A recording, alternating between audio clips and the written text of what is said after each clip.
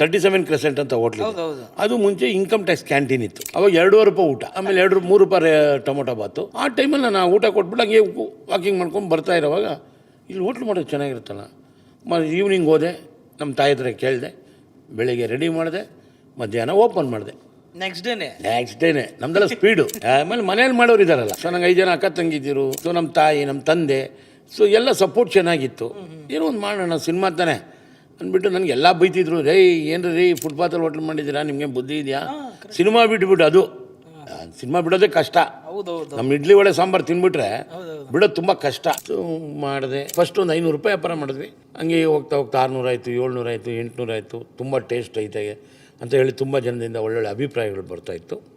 ಹಂಗೆ ಮಾಡಿ ಅಲ್ಲೇ ಫುಟ್ಪಾತಲ್ಲಿ ಹಂಗೆ ಹೋಗ್ತಾ 3,000, 3,500, 4,000ಕ್ಕೆ ಬಂದು ನಿಂತ್ಕೋತು per day. Per day. Boss Wala. Be the boss.